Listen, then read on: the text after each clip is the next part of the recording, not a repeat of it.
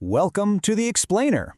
Today, we're unpacking one of history's absolute most captivating mysteries, the legendary Pharaoh's Curse. But actually, scratch the Hollywood ghosts and ancient magic for a second. Instead, we're examining a highly unorthodox, radical scientific hypothesis from a recent journal article by Ross Fellows. This paper asks us to look at ancient Egyptian history through a completely different, almost unimaginable lens, using hard, empirical data to try and explain a centuries-old terror. Okay, let's dive into this. For well over a century, the public has been utterly obsessed with the dread surrounding ancient Egyptian tombs. The question at the very heart of our explainer today is this: is the Pharaoh's Curse just a myth built on magic and evil spirits, or could it actually be a completely misunderstood, highly hazardous scientific phenomenon?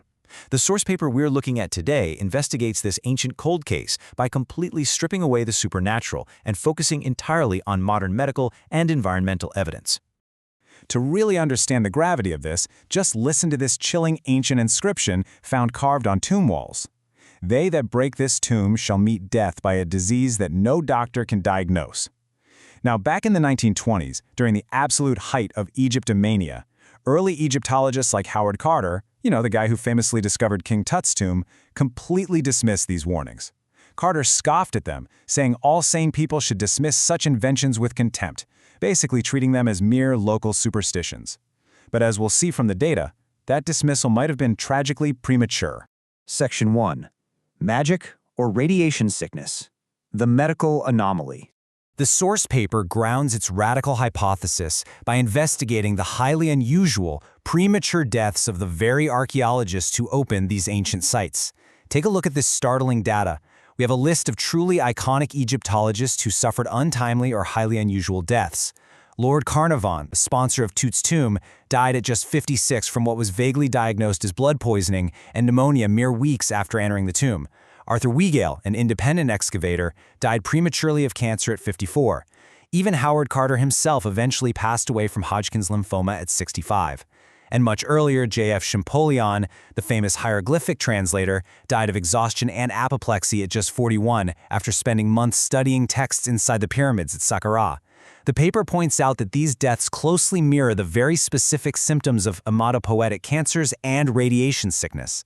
And this isn't just a handful of famous names cherry-picked to make a good story. The author surveyed the records of 505 modern-era field Egyptologists and their close associates.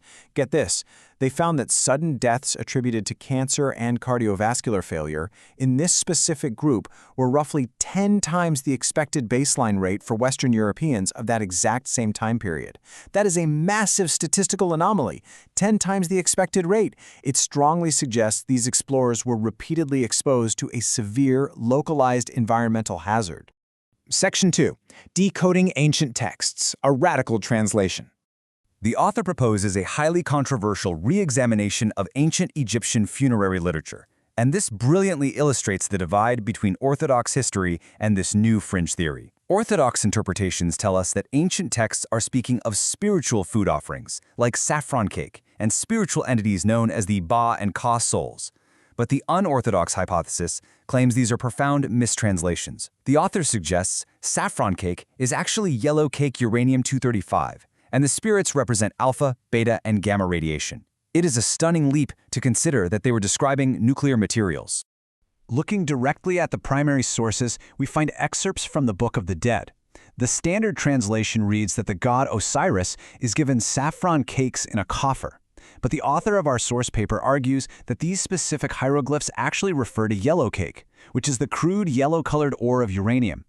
In modern times, yellow cake uranium is literally the exact primary fuel required for nuclear technology, which the author claims powered a highly advanced ancient process.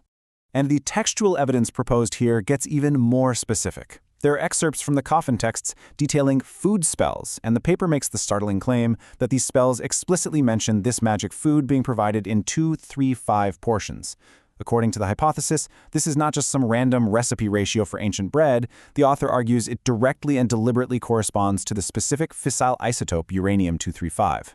We are, of course, neutrally examining this claim exactly as it's presented in the study, but you can definitely see how the author is meticulously piecing together an industrial interpretation of these ancient spells. The reinterpretation doesn't stop at the fuel either. It extends to the ancient symbols for the soul itself.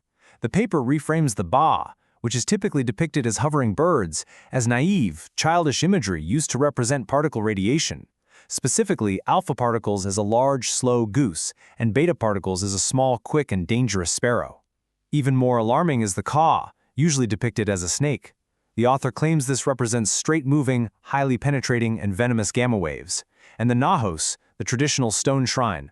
Well, the paper argues it was understood as a physical stone box that these dangerous gamma rays, the Ka snake, could penetrate and escape from. Now, what's really interesting about this next piece of evidence is how we can see this exact dynamic illustrated in ancient art. According to the author's industrial lens, the classic mastaba murals don't just show religious offerings. They depict the active storage of pots containing volatile elements. Notice how the Ka snake symbol is positioned above the stone shrine, acting exactly like penetrating gamma radiation escaping its containment. The author argues this completely reframes the artwork from a spiritual procession right into a hazardous materials warning label. Section 3. Bunkers for hazardous waste? The architecture of tombs. The paper now shifts its focus to analyze the physical, architectural evidence of the ancient mastabas. Let's actually redefine the word mastaba for a moment. Early European explorers thought it meant bench because of the structure's flat, rectangular tops, but the paper points out that the etymological roots suggest words like bunker or vault. Furthermore, in local Arabic folklore, these sites were historically recorded as haram el-mastabat, meaning the forbidden mastaba, entirely avoided because locals believed they housed evil, sickness-inducing spirits. The author suggests this points directly to an underground bunker for noxious materials rather than just a traditional bench tomb for a king. And when we look inside, the physical reality is startling. Think about the orthodox diagram of an early mastaba, complete with a massive 30-meter-deep vertical shaft. Now compare that to the actual excavation photos. What did archaeologists find in these earliest underground chambers? Not mummies. In fact, many of these early sarcophagi were forensically empty of any human remains whatsoever. Instead, they found thousands of mundane, heavy stoneware pots stacked floor to ceiling, exactly as if for industrial storage. To truly grasp the massive industrial scale of this operation, consider this number: 40,000. Underneath Djoser's step pyramid at Saqqara, archaeologists found that 40,000 dense, uninscribed stoneware pots had been relocated from older sites at Abydos and meticulously stacked in subterranean galleries deep underground. The paper argues this immense logistical effort makes absolutely no sense as a mere ceremonial offering, but makes perfect sense as the organized, large-scale transfer and deep geological storage of long-life hazardous waste. Section 4.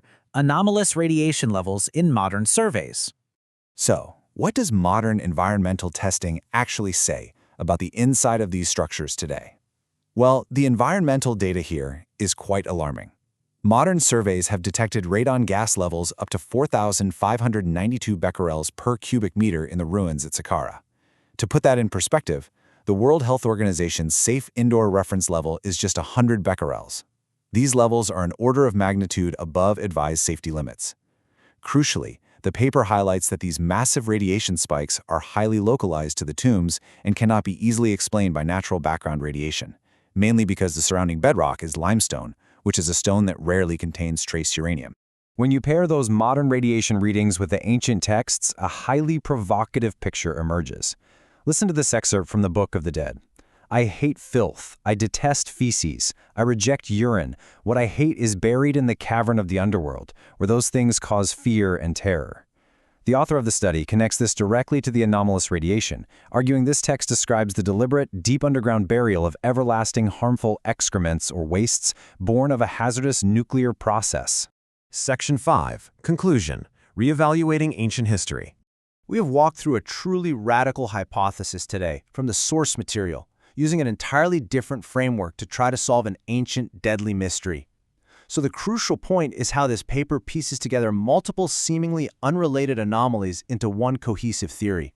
We looked at the exceptionally high incidences of modern and ancient radiation sickness connected to the tombs. We saw the anomalous, highly localized radiation levels that define natural baselines. We reviewed the controversial translations alleging that funerary texts actually detail uranium-235 and the management of harmful waste. And finally, we examined the physical mastabas structurally resembling underground nuclear storage bunkers holding tens of thousands of sealed pots. It really leaves us with a truly mind-bending final thought. If this unorthodox hypothesis holds even a fraction of truth, what other ancient myths, legends, and curses out there are actually just misunderstood science? Have we been reading highly technical warnings as religious poetry all along? Thank you so much for joining me on this explainer as we journey through this fascinating source material. Keep questioning, keep learning, and I'll see you next time.